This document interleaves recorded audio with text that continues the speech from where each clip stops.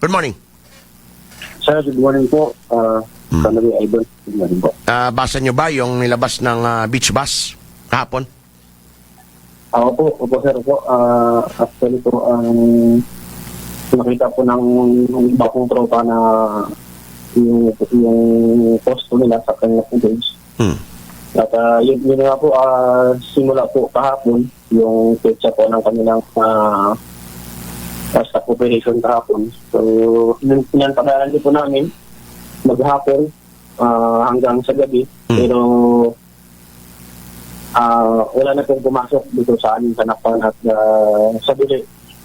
Nagbunito din po kami doon. Ulan na rin pong pumasok sa Bili. At sa bayan, sa tuban po sa Town Square, nagbunito din po kami doon kahapon sa mga tropa. Wala rin daw po pumasok na beach bus. So, sa madaling salita ay stop operation na po sila simula kahapon, si beach bus. Opo, sir, opo. Ayon po sa renders na nilabas nila, talagang sunod din po nila yun. At hindi po namin alam kung ano mangyari. Opo. Pero yung ano nila, Jericho, yung kanilang beach bus and private rentals, operational yon, ano, yung mga private rentals, halimbawa arkilahan sila ng isang kumpanya o isang eskwelahan, ano, at ikikater nila, okay yon, walang problema yon. Opo, sir, po, wala naman pong problema, sir, kasi hindi naman po yun ang titikat ng basayan, kumbaga arkilado, arkila. Opo. Pero yung dadaan ka ng highway, pupunta ka ng Nakpan, paparada ka sa Town Square, pipick up ka ng pasahero, hindi dapat ginagawa na nila yon. At yun ang nilabas nila, na wala na silang, inamin na rin nila na kansilado na yung kanilang, o hindi man nila inamin na kansilado yung kanilang temporary permit, pero hindi na muna sila bibiyahe ng ganong ginagawa nila yung mga nakaraan. Opo, sir, po. At nakalagay po din doon sa kanilang sulat na yung sa realignment po, hindi ko namin alam kung kailan po yung nangyayari ulit. Pero nakadipindi po yun sa ating pong pamunuan kung po ba yung realignment na sinasabi po nila. Iyaman na yun, realignment na yan, pero wala nang pag-asa yan sa munisipyo. Yung Sangguniang Bayan, hindi nila sinunod, yung mga panawagan nila, yung Office of the Mayor, talagang naglabas na ng pagkansela ng temporary permit, hindi nila sinunod. Ewan ko kung makakakuha pa ng permit yan dahil matikas ang ulo niyan eh. Ngayon, Jericho, hinto na sila, sumunod na doon, although nung mga ilang araw, talagang nilabag pa rin nila yung pagkansela ng kanilang tempo permit. Ngayon naman, ang pakiusap ko naman sa mga tricycle drivers and operators, dahil wala sa ngayon itong beach bus, wag nating abusuhin yung mga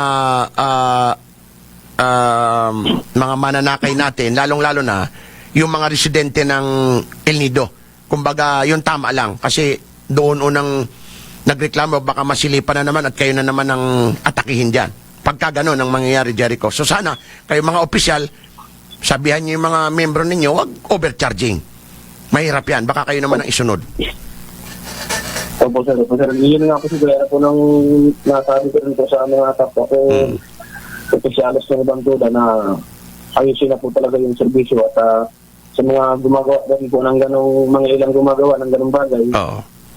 Bigyan na po talaga ng ultimatum kasi po nagkakaroon po kami ng masamang... Oo, kasi madadamay kayo dyan eh. Ganito na lang, no? Nag-uusap kami nila Colonel Baksa, pati nila Sir Jamil ng TMU. Pag kami nag-report sa akin at meron ako natanggap na reklamo at nakuha yung plate number, pasensya na lang, Jericho, no? Talagang papahuli namin yan, papa-impound namin yan. In fairness naman doon sa beach bus o in fairness doon sa iba, kasi baka sabihin nila, napahinto nyo yung beach bus, ito naman mga tricycle, abusado. So pag nakatanggap ako ng report at umabuso yung tricycle driver natin at operator dyan, sobra-sobra sa paniningil, report ko kaagad kay Colonel Baksa, nag-usap na kami, papa-impound natin at titikita natin yan, Jericho, para pare-parehas tayo, parehas ang laban. Opo, sir. Opo, mas maganda po talaga ng ganun, sir, kasi po, kung paulit-ulit na lang din naman na ginagawa po nila ng ganun. Oo, nadadamay kayo eh. Hindi naman po talaga dapat gawin ng Oo. kasi po, may Lalong-lalo na pare, yung mga lokal. Kasi mga lokal yan, sisingilin mo ng mahal. Kahit pasabihin natin, ganito, ganyan yung may taripa naman eh. So, yung tama lang, no? Kasi, mahirap pagka meron lang isang magreklamo, damay na naman lahat. Di ba? Kaya nga po, sir, po. Oo. Ako naman, pinagbigyan ko yung talagang nakita mo naman kung ang layo ko sa inyo, pero pagka bakante ako Sabado, Linggo, ako mismo pumupunta dyan para ayusin yung reklamo ninyo at itama natin yung mga mali nating nakita. Ganyan tayo magtrabaho. Jeric, no? Kita naman natin. Pero Opo, sir. kailangan maging parehas din tayo doon sa iba. Parikoy.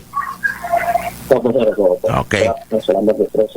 Sige. Salamat po talaga, sir, sa inyo po tulong kasi po, yun nga po nga talagang hindi po kami marinig talaga ng lubusan ng ating pong pamunan kung hindi po dahil sa programa nyo at sa tulong po ninyo na bibigyan po talaga kami ng pansin para po sa amin din po hinayin para sa amin po buhay. Oo. Alam natin yung kalam ng sikmura ng mga tricycle driver eh. Di ba? Talagang at yung operator, no? Yan din lang talaga ang isa doon sa ikinabubuhay nyo dyan sa El Nido, no? So, dapat maiayos at maging parehas. So, Jericho, thank you. Parikoy, kita tayo ulit. Opo, sir. Thank you so much po talaga, sir. Salamat po sa inyong pong tulong. Salamat po. Okay. Si Jericho Kyokson, BBP Toda.